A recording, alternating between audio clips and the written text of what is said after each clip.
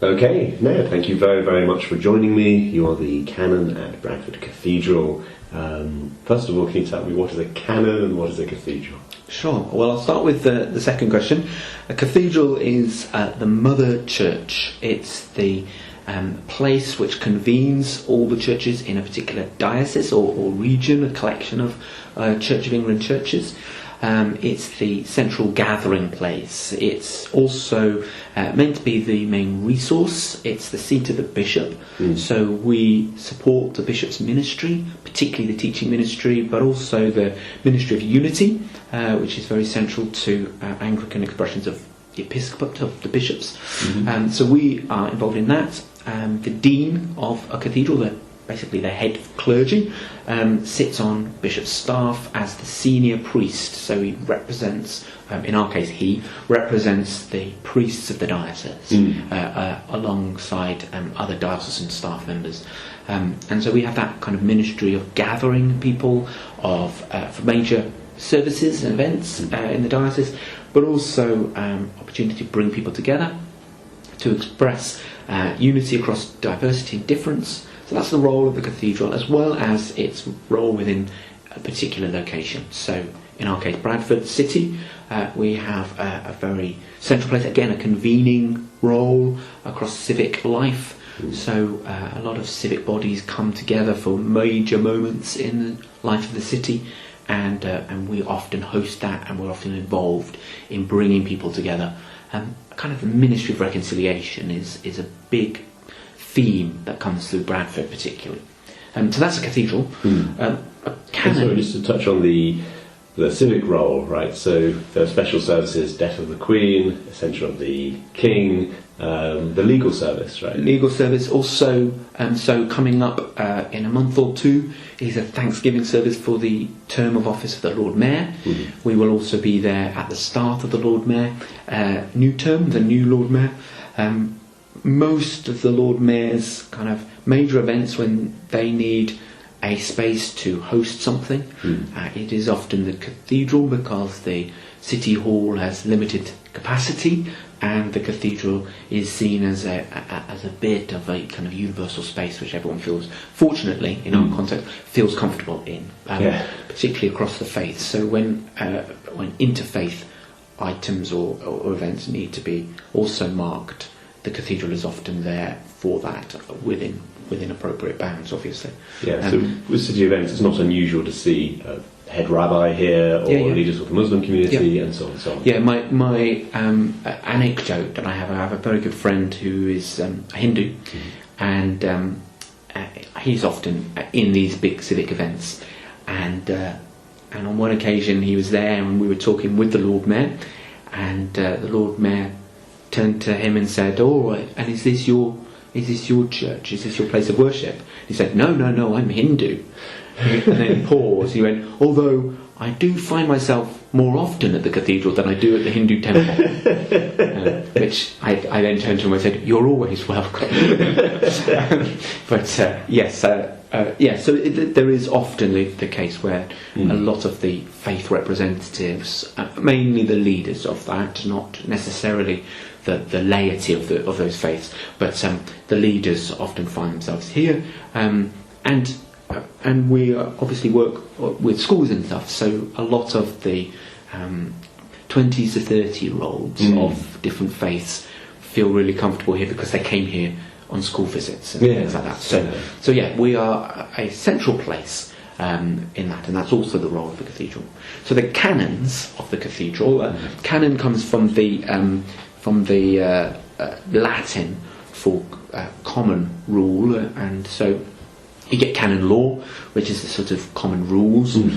Well, we are canons because historically the clergy who live and work at a cathedral, there were monastic backgrounds of many cathedrals, not here at Bradford, but in many of the cathedrals, and it is assumed and part of our job to live and worship and work together for the common life of the cathedral. So in our case there are 3 residentiary canons, one of which is the dean, and then 2 others, and they will have different oversights, but but basically we work together at ensuring that the worship of the cathedral happens every day.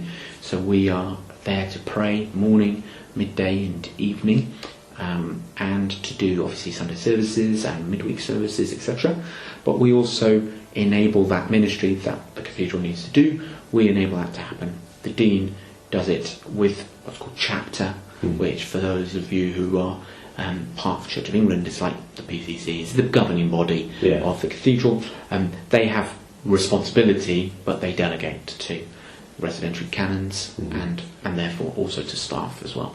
So I'm one of them. I have been here for 2 and a bit years. My oversight is really with the mission and the outreach of the cathedral, so very much involved in the civic life, very much involved with the faith communities. My title is intercultural mission, so we treat interfaith. We don't tend to use interfaith very often within Bradford Cathedral, partly because we think it's slightly distracting. It's a bit of a red herring, because we don't really interact with people across doctrinal differences primarily. It's mainly cultural differences that we have, and then the doctrinal stuff is not the central thing that we talk about. So we find interfaith maybe slightly distracting. So I do intercultural work. It also broadens out to other cultures within Britain. Class cultures and also north-south cultures, which are very different. And so I'm there really to try and enable that part of the cathedral's reconciliation, convening across difference. I help to facilitate, and that's sort of my oversight and primary aim, as well as intercultural mission and the arts. So I also do artistic stuff, particularly the City of Culture, so I engage with the culture sector on that level, doing artistic things. I'm an ex-artist myself, used to be in the theatre, so I'm able again to translate and to be able to host and grow the events programme here, the arts programme. So I've been working with a colleague who is our arts and marketing officer, and I work with him to enable the programme to have coherence and to also to feed the aims of the cathedral. And that Bradford City of Culture, that's government funding, right, for a whole series of artistic events? Yes, it's the seed funding is from the government, but of course other arts and culture organisations and funding bodies, things like the Arts Council, which is sort of government adjacent body, Lottery Heritage Fund, those sorts of places, as well as philanthropic donors, and also trusts and foundations also funding parts of the work. The millions of pounds that are being invested in it. And City of Culture obviously is about investment, and so therefore there is a weird thing of it is government, but it is also looking for private sector. So, So what I'm hearing is a big theme of connection. And that's really the Dean came in 2022, and his big passion was to try and establish the cathedral more in the heart of the city and the region. So our 3 strategic aims, as it were, that came out of a vision setting that he established and I assisted him in developing, was to increase our sustainability, our visibility and our accessibility. And we had many anecdotes where he and I, when we first arrived, we arrived roughly at the same time. He invited me to come quite early on, and he and I would go out into the city without our dog collars on, in our civilian clothes, as you like, and we'd go in. And I do this when I go travelling and supporting parishes elsewhere. I'll go take my dog collar off and pretend to be just a normal citizen, as it were, and we'll go to find someone who is near to the church building, and we'll ask them if they're local and if they know where the local church is. And it's a really interesting kind of litmus test as to what relationship the church has with its neighbourhood, with its parish. Or we did that with the cathedral. So we would go down into the city centre and we'd say, can you tell me where I can find Bradford Cathedral? And we were shocked, really, that so many people were like, I don't think Bradford has a cathedral. Oh. And we were like, oh, right. Well, it does. Like, oh, I don't know, never been. And back then, and this is only 2 and a bit years ago, back then I would be on welcome, be on the desk, as it were, welcoming guests and visitors to the building. And so many people come in and go, oh, I lived in Bradford all my life. Yeah. I've never been. Yeah. I didn't even know we had one. Anyway, fortunately, our visibility and accessibility has increased because that is going down. So more and more people know the cathedral, know it as a place of welcome, know that because of the events that we've hosted, concerts and all sorts of things, people have found themselves here for lots of different reasons and now feel comfortable coming back. So that has been a really big thing, and it's all because the Dean had this vision of really establishing it as a place central to the city, primarily the city, but also wider. And actually, in terms of sustainability, sorry to get into the nuts and bolts of funding, Sure. but financing, but one of the ways in which we can ensure financial sustainability, this is our strategy anyway, is to be too big to go under, basically to make ourselves friends and partners with all the citizens of Bradford, that if we were ever in financial dire straits, which we're fortunately not in that at this point, but if we ever got into that position, that the city would rally round and be able to say, do you know what, we don't want this to close. And that includes the other faiths, and we've certainly seen a massive increase in the at least the personal investment, not financial so much, but the personal investment of people, where they are committed to this place still being significant and important to the city. And that is a really important part of the cathedral's life. And this is the oldest building in the city still in use, right? Yeah, it's not the oldest building, it's the oldest site. Uh-huh. So on this site was the birthplace of Bradford. So back 1400 years ago, Paulinus, more associated with York, was sent out to do mission in this sort of area. And they focused mainly on a monastic foundation in Dewsbury, which is very nearby. And they did missionary journeys, and we have archaeological evidence of a Saxon preaching cross, which was established on this place around 1400 years ago during this mission journey. And they erected this preaching cross as a sort of calling card, as a sort of thing to people gather around to hear the story of Jesus being proclaimed to them. And they were on this hillside. They chose this hillside because down at the bottom of the hill was what was called the Broad Ford, a crossing place of the river, and it was very broad, and so lots of people took that opportunity to come, and they would gather and they would connect on the Broad Ford. And so just up on an elevated spot, this preaching cross was erected, and they told the story of Jesus. And it was around that preaching cross that people began to come deliberately and intentionally, and a market grew up, commerce and things. And so there was a wool market that was on this site, and it was around that market that people began to build, habitations and the city, or the town as it started with, and then the city later in 1919, grew and developed. So we were really the place in which Bradford began. And even then you get the connection between religion and civic life. That's right. They're connected. We've been gathering people of all faiths and none, well, I don't like that phrase, but people know commonly.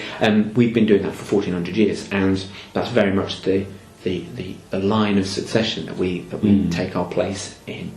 The building itself obviously has gone through many iterations. So there was obviously a Saxon hut, but that kind of went into disrepair, and then they built a wooden hut. We're pretty sure that that's the case. There's certainly evidence of a building around about 12th, 13th century, but that got raided and destroyed by Scots, as most of the north were. And then this was built kind of 15th, 14th, 15th century, The main nave, which still stands today, was built at that time, and then we've had extensions and expansions. The last major expansion was obviously in the 1960s. Yeah. After we become a cathedral in 1919, parish church before that. We didn't have the money, interwar years of course, we had no money to expand at that point, so it just remained the parish church size, as it were. Then Second World War happened, then rationing happened, and so it was only until we had to wait until the 1960s when we employed an architect, a guy called Morph, who is also famous to being the architect of Guildford Cathedral. They look very similar. Our East End and Guildford Cathedral look very, very similar because it's the same architect. He then built the extension onto the East End, and so you come in here and it looks hodgepodge.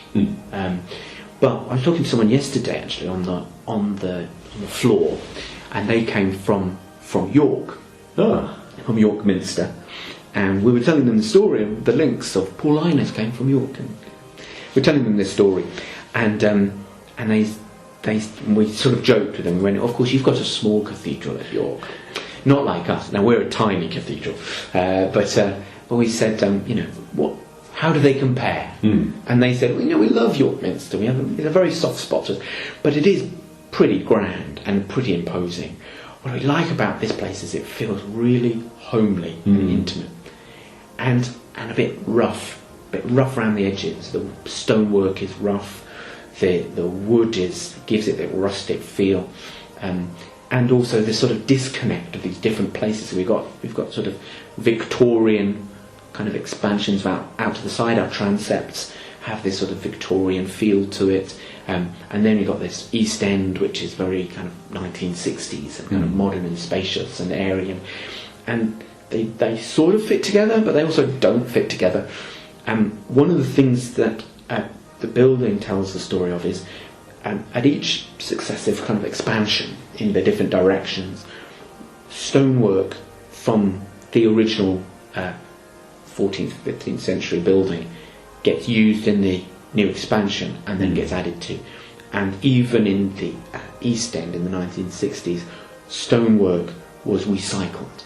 And so there's a sort of Yorkshire make do and men feeling to Bradford Cathedral, which we particularly like. And it's very, again in our vision document, we talk about this heritage of innovation, of creativity, under great deal of pressure, a story of kind of renewal in the face of difficulty and challenge.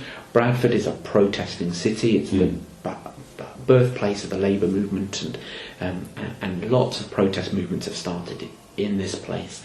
And it's this sense in which we're the underdog, we fight and we survive. That's the sort of story of Bradford. It's very much DNA of the Bradfordian spirit.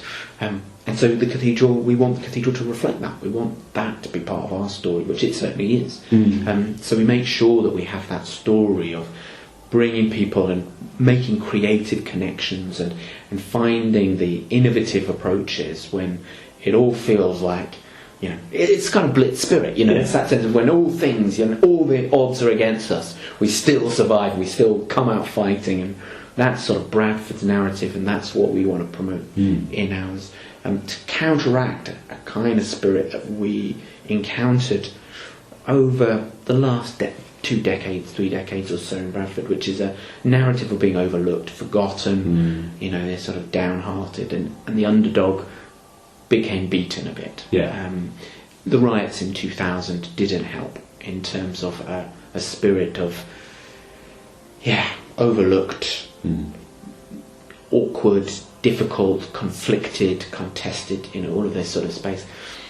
Yes, that's certainly part of it, we can't ignore that, but we want to make something, we want to redeem that, and that's very much a Christian narrative. We want to weave Jesus into the rich fabric of this city and beyond, but it's about that story of Jesus coming and taking what's broken, what is almost dead, and bringing new life to it. Well, on the topic of the spirit of optimism, we are coming to Easter. Absolutely. So I have to start with the top question: what is Easter? What does it mean? Well, Easter is a story of redemption. So the narrative, the gospel narrative, is the story of Jesus, a rabbi of some description, a travelling preacher, miracle worker, a historic figure, and he causes protest. Very Bradfordian. He causes protest, not deliberately, but certainly is provocative. His teaching is one of against the grain of the religious establishment of the time, and this gets him into trouble. And like all prophets, as it were, he causes such a stir that the religious authorities at the time, and indeed the Empire of Rome, also want to silence him, and so find a way in which they arrest him and put charges to him. Charges which, depending on who you ask, are probably true. I.e., he did say he was the Son of God, which was blasphemy, so they put that charge to it. The other ones are political charges, which are maybe slightly more dodgy, but anyway, he finds himself arrested and put on trial. A trial which is a bit dubious by all accounts of the contemporary processes of the time, but nonetheless the authorities decide that the only course of action for an upstart protest against the empire is crucifixion, which is a really awful torture. This crucifixion was reserved for slaves? Slaves, and also marginalised people and people who were put themselves against Rome. So it was there to basically stop uprisings, political uprisings, of which there were many at the time, zealots and things, particularly in what is now Israel, Palestine, the Holy Land. There were indigenous people there, obviously put under Roman rule. The Pax Romana, the ironic title of Pax Romana, basically, you would be silenced into peace. There were zealots of the time would often try and do what would be a Maccabean revolts a few generations before Jesus' time. The Maccabean revolt, where overthrew the Roman rulers and established a in that case Jewish authority base. The Maccabees in the intertestamental period in the Christian faith, and so the Rome wanted to stop that happening again. So when they came back in and squashed the Maccabean leadership and established themselves again through Pontius Pilate, famous figure at the time. He was a Roman representative, kind of like an ambassador, but with more political weight behind him than that. And he took power over the religious authorities. So people might know the Herods. Confusingly, they were all called Herod and they were all nasty, but they were very different Herods, depending on which. Kings Edward's. That's right. So on Henry VIII. So. Absolutely. So that's a political scene, and they use the Roman torture of crucifixion as a sign of what happens when you try and stand up to Rome and establish yourself as a kingdom. That's why Jesus' kingship is so prominent in the Holy Week narrative, starting with Palm Sunday, where he rides in to Jerusalem, capital city. He rides in on a donkey. When Roman rule came in, they came in obviously on steeds and power plays of, you're now enslaved, we've got power. He does it on a donkey. But I think it's overplayed sometimes in Christian circles of it's about humility. It certainly was about humility, but actually there is a sense in which it was also a political message of how the Jews saw their political influence at the time. So it was always a kingship statement, but it was a different kind of kingship to Rome, but it was still kingship nonetheless. Yeah. So that starts Holy Week, and that kick-starts, depending on which gospel you read, but in the liturgical season it kick-starts this sort of narrative of he's heading towards his death. He's made his statement, he's come out and he said, yes, I am the opposition, kind of thing. And so that leads to what is famously known as Maundy Thursday, where he has his last meal with his friends. He knows that this is coming, he knows that this is going to cause his death, and he still heads towards it. He embraces it as a calling. He believes that that is why he's come, that he needs to die in order that the violence in the human spirit, not just in the political sphere, but in all aspects of our life, the divisions, the conflicts that exist within our personhood and our beings as a species, needs to be put to death. And he wants to take all of that upon himself and to die with that as a sort of as a sacrifice, as a means. So in the Jewish faith, there is something called scapegoats. Scapegoats is often felt like that's the goat that gets killed, but it's not. In the Jewish ritual, scapegoat has all the sins named upon it, and then it gets sent out into the wilderness. At the same time, there is a perfect lamb, the lamb without blemish, spot or blemish, and that is sacrificed to the Lord. So when the people put their sins upon the scapegoat and that gets sent away, their sins get sent away, and then they turn to the lamb, the spotless lamb, and they offer it as a sacrifice, as a perfect sacrifice to the Lord, handled by people forgiven of their sins have gone away, so they then handle this lamb and it gets offered up, but it has to be perfect. This is the imagery that is at the heart of the Easter story, of this Passover. So Passover being a Jewish festival again about paschal lambs being offered as a sacrifice. This perfect sacrifice is offered up, and Jesus offers himself as the perfect sacrifice of humanity, of the person without sin, without spot or blemish, and he takes it as an offering so that the Lord's mercy and grace might come on human beings. So on Maundy Thursday he is arrested at night, and then he goes willingly, an overnight trial, into Friday. Friday is the Passover celebration, a very important Sabbath, so they rush it through because the Jews have to have a Sabbath and have to have the Passover festival, and they're handed over to Pontius Pilate, who judges him, sort of is unsure as to how to handle it politically, but ultimately decides that it is expedient to have him crucified. So he hands him over to the Jewish people, and he hands him over to the Romans, and they crucify him. And he dies on the cross. He is buried in a tomb, and that's it. Disciples scatter, and they think that's the end of the movement. It was nice whilst it lasted. On the first day of the week, which Sunday, their disciples go.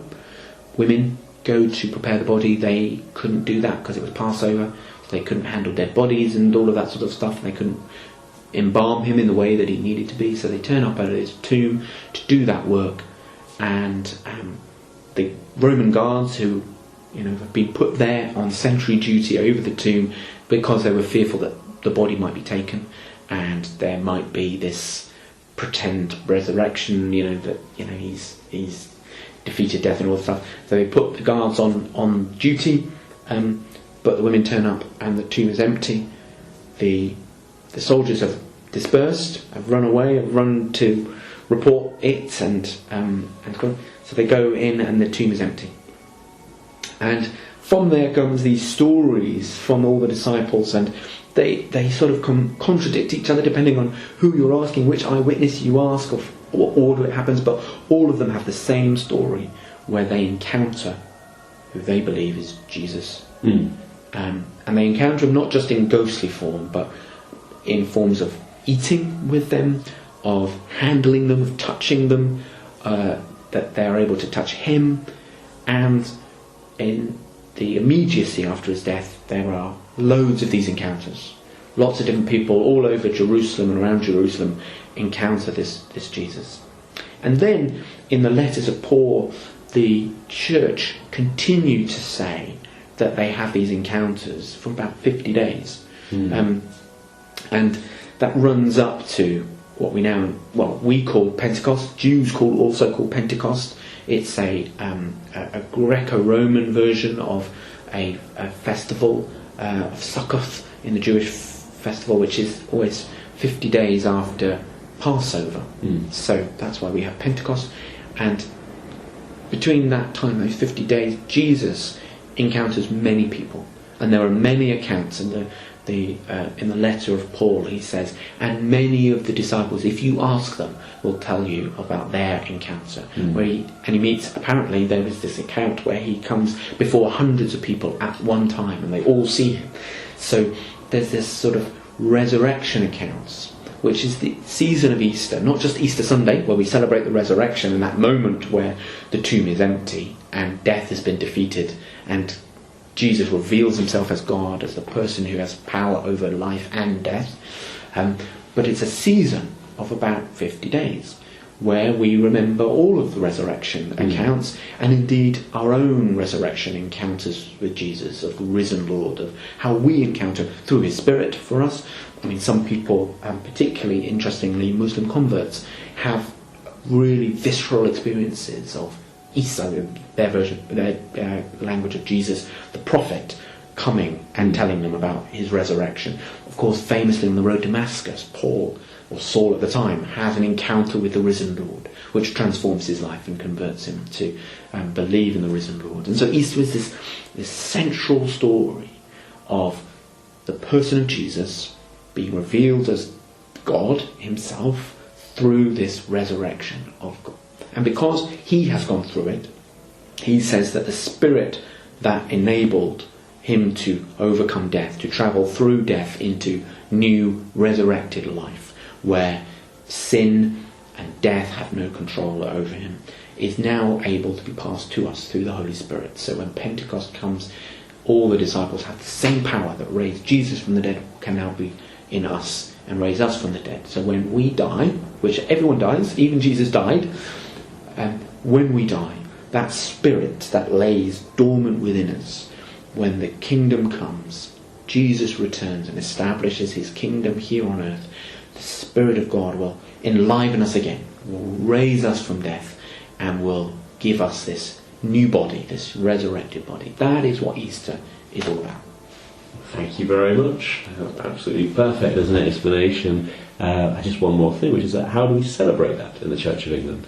So obviously there's, across cultures, there are spring, fertility seasons, right? And Easter fits really nicely with that. It is distinct in lots of ways, but it fits with that. So quite a lot of cultural expressions of Easter have a lot of crossover with others, because people convert from particular cultures to the Christian faith. They sort of go, well, this sort of also talks about new life. So we celebrate it, I mean, in Passover, because that's when Passover is, but it's springtime. So there's a lot of cultural customs that come along with it. In Britain, we have chocolate eggs, right? And it's eggs because of new life, of course, but it's slightly adapted, where it's not eggs with things in, with yolks and all that sort of stuff. It's empty eggs. So the chocolate eggs are empty, unless you've got pack them with sweets as well, depending on your preference. But so the symbol of an empty egg is a symbol of new life, but also of empty tomb. You know, there's flowers. So Easter flowers are often strewn. We usually cover the cross, which is stripped bare during Lent, and is, you know, it's this sort of sense of death, but it gets strewn with flowers. So in one particular church that I was in, we had this sort of rustic kind of cross, which was basically two logs shoved together, but around it on Easter Saturday, the day before Easter Sunday, a few of us would go into the church and would surround it with kind of chicken wire, and then would just cover it with flowers. So that symbol that was bare and, you know, hard suddenly becomes fruitful and you know, lovely. So there's that custom. Obviously, eating lamb, a big custom in Britain. Obviously, the echoes of the Paschal Lamb and the celebration of that and eating of that. Easter bonnets, springtime, you know, it's all of these sorts of things that we have. Elsewhere in the world, of course, Easter is celebrated differently, often with kind of crossovers with other fertility cultural expressions, but often deliberately with a twist. So again, that egg thing, it's with a twist, and so other cultures have those. Of course, in Britain, in England, it is a state thing, so we have bank holidays. It's a major holiday for all, and we have that. Lots of people come to church on that day, like Christmas and Easter. They are culturally the times when even agnostic Brits sort of go, do you know what, I'll come to church, and just because it's familiar, they'll have picked it up from school, they'll know about it, and they'll go, what else should I do on this day, but I should go to church, and so there's still that sort of folk culture that hangs over, so we get an increased number of people coming to church just for that one day. Obviously, big hymns that have fame, Hosanna gets sung quite loudly, and the Alleluia chorus gets sung, and so there's all of this. But really importantly for Christians, there is a breaking of a particular fast. Lent has been a time of preparation, of abstinence, where we reflect on our mortality, we reflect on our frailty, our fragility, our brokenness, all those things that weigh us down, and we bring it. And this is a celebration of release from that. So it's an end of fasting and the start of feasting.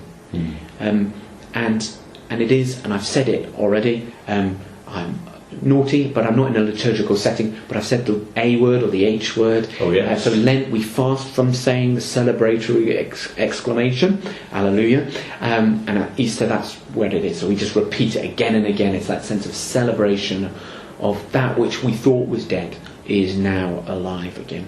And so there's great proclamation. And so there's a spirit of going out from Easter where Christians are asked to proclaim their faith, to go out and encounter people and to tell them that the Lord is risen, and that you don't need to be afraid, death is defeated, and there's all of that sort of Christian culture that is encouraged at this time. Connecting back to the city again. Indeed. Perfect. Thank you very, very much for Thank joining you. me.